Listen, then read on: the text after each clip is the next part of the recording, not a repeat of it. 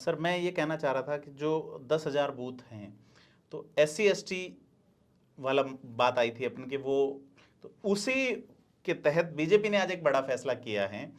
जो देश के कानून मंत्री का स्वतंत्र प्रभार अर्जुन राम मेघवाल को दिया गया है। तो ये पहली बार ऐसा हुआ है कि राजस्थान के किसी व्यक्ति को कानून मंत्रालय फुल फ्लैश दिया गया। इससे पहले PP चौधरी जरूर राज्य मंत्री रहे थे, लेकिन अर्जुन राम मेघवाल जो कि एक ब्यूरोक्रेट रहे हैं और लगातार तीसरी बार सांसद हैं वो बीकानेर से, और वो क्या असर जाएगा इसका? संसदीय मामलों के भी विशेषज्ञ हैं, संसदीय कार्य मंत्री के बतौर भी उनकी बड़ी अच्छी परफॉर्मेंस मानी जाती है। अंबेडकर के बाद में एक कर्नाटक से थे, उनको लेकर भी अभी संशय है, लेकिन अभी तक जो हम देख पा रहे हैं उसमें यही है कि शायद ये अंबेडकर के बाद में दूसरे मुख्यमंत्री है, और एक जो आप बता रहे हैं, हाँ जी। अगर वो होते हैं तो तीसरे मुख्यमंत्री जो दलित समुदाय, तीसरे कानून मंत्री बिल्कुल सर, जो दलित समुदाय को रिप्रेजेंट करते हैं। बिल्कुल। और इसका मैसेज तो निश्चित रूप से बीजेपी उसको भुनाने की कोशिश करेगी, जिस तरह से सोशल मीडिया पर इसको लेकर के शुरू हुई। तो बीजेपी में एक वैक्यूम माना जा रहा था सर कि जैसे दलितों में बड़ा पद संगठन में नहीं था, या किसी नेता के पास कोई, जैसे जोगेश्वर गर्ग जरूर सचेतक हैं, वो संघ और दलित समुदाय दोनों को रिप्रेजेंट करते हैं। ऐसे में अर्जुन राम मेघवाल को पूरे देश में एक बहुत बड़ी स्वतंत्र प्रभार दिया जाना, आप ये देखेंगे कि अर्जुन राम मेघवाल कल्चरल मिनिस्टर के तौर पर, संस्कृति कला और संस्कृति मंत्री के तौर पर जितने भी आयोजन हुए हैं, चाहे मानगढ़ धाम का हो, चाहे आसिंद का हो, हर जगह उनकी बड़ी भूमिका रही है। वो मुख्य चेहरा रहे प्रधानमंत्री के बाद में। प्रधानमंत्री के बाद में अगर मंच पे कोई प्रमुखता से कोई चेहरा नजर आया तो वो अर्जुन राम मेघवाल का है, और कई बार तो उनको मुख्यमंत्री के बड़े चेहरे के तौर पर भी देखा जाता। स्वर्णिम भारत जो 75 साल का हुआ है आज़ादी वाला, तो उसमें भी बड़ी भूमिका रही है अर्जुन मेघवाल। तो राजस्थान में अगर दलित CM का मामला बीजेपी अगर चलाती है, दलित चेहरे को आगे करती है, तो क्या अर्जुन राम मेघवाल? निश्चित रूप से वो सबसे बड़ा चेहरा है। एक जमाने में कैलाश मेघवाल यहाँ पे सबसे बड़ा चेहरा था। कैलाश मेघवाल ने उस वक्त बीजेपी से दलितों को जोड़ने की कवायद की जब दलित एक बड़ा वोट बैंक कांग्रेस का था। आज भी दलित सामान्यतः कांग्रेस का वोट बैंक माना जाता है, लेकिन कैलाश मेघवाल की जो अप्रोच है वो कुछ इलाकों तक थी। जिन इलाकों में नहीं पहुंच पाए थे, उस इलाके में पहले निहाल चंद मेघवाल की परिवार ने बड़ी भूमिका निभाई। अब अर्जुन मेघवाल उस इलाके से दलितों के बड़े क्षत्रप के तौर पर 34 सीटें राजस्थान में दलित समुदाय से हैं और 25 ST, यानी कि तो STs में जरूर बीजेपी मैसेज देने में रही है कि हमने राष्ट्रपति, ऐसा लगता है कि उसके अलावा भी हो सकता है कि किरोड़लाल मीणा को राजस्थान से वो आने वाले जो मंत्रिमंडल फेरबदल होगा उसमें तरजीह दें, उनको मौका दे दें।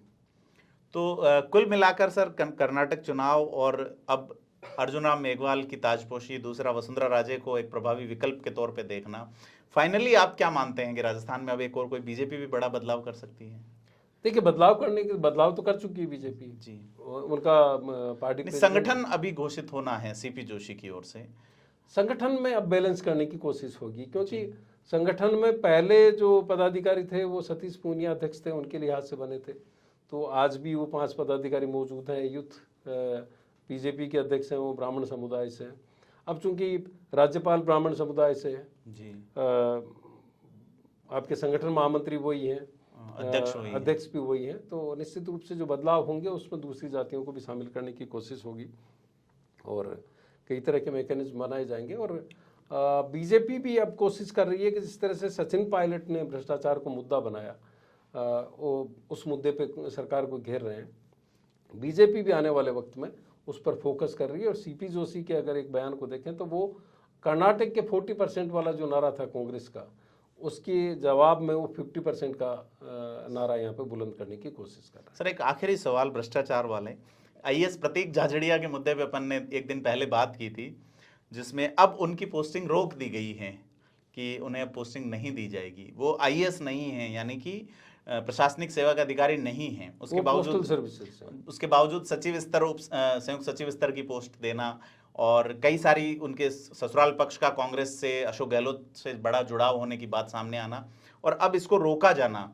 तो क्या गहलोत सरकार भी कोई मैसेज दे रही है, भाई भ्रष्टाचार हो रहा है, रंगे हाथों पकड़े जा रहे हैं, वेरिफिकेशन के बाद तो भ्रष्टाचार तो है, और बीजेपी इसे मुद्दा बनाने की कोशिश में भी है, तो क्या बीजेपी इसे मुद्दा नहीं बना ले, या इसमें क्या मानते हैं क्यों रोका गया है इसे? देखिए, रोकने के पीछे एक तो मीडिया ने जिस तरह से इसको जी हाथों हाथ जी इसमें सरकार की एक तरह से कह सकते हैं कि सरकार के ऊपर सवाल खड़ा किया। जी जिस डिपार्टमेंट में आप 3 लाख रुपए लेते हुए ट्रैप हुए, उसी डिपार्टमेंट में आपको क्लीन चिट दे करके भेजा जा रहा है, जबकि वो एफआईआर एक्सेप्ट नहीं हुए। कोर्ट में एफआईआर जिस तरीके से दी गई उसको लेकर के एंटी करप्शन ब्यूरो में भी चर्चा होती है, क्योंकि एसीबी में इसको लेकर के बड़ी प्रतिक्रिया है कि जिस केस को बड़ी मेहनत करके पकड़ा, रेड हैंडेड पकड़ा, खुद 3 लाख रुपए लेते हुए पकड़े गए, उनके ऊपर एफआईआर देने को लेकर के सवाल खड़े होते रहे। और उसमें कहा जाता है कि जो ससुरा फैक्टर कांग्रेस में बड़ा चर्चित रहता है, चाहे डोटासरा के परिवार में किसी को नंबर देने की बात हो, तब ये कहा जाता है कि ससुरा ऐसा होना चाहिए। इसी तरह से प्रतीक झाझड़िया के जो ससुर हैं, उनसे मुख्यमंत्री के जो रिश्ते हैं, उनको लेकर के एक बात कही जाती है। और ये भी कहा जाता है कि जो बद्री जाखड़ हैं, जो मुख्यमंत्री अशोक गहलोत के सबसे प्रिय जाट नेता हैं जी, उनके एक बेटे के साडू ये माने जाते हैं प्रतीक झाझड़िया। ऐसा तो कांग्रेस में अभी राजेंद्र राठौड़ ये लगातार प्रचार कर रहे हैं ससुरा दे डोटासरा, तो झाझड़िया जो ससुर है वो ये चाह रहे हैं कि भी डोटासरा से ऊपर निकले अपन। तो तमाम मुद्दों पे बात हुई आज श्रीपाल सक्तावत जी से। धारा प्रवाह कार्यक्रम को देखने के लिए सब्सक्राइब करें थिंक 360 को।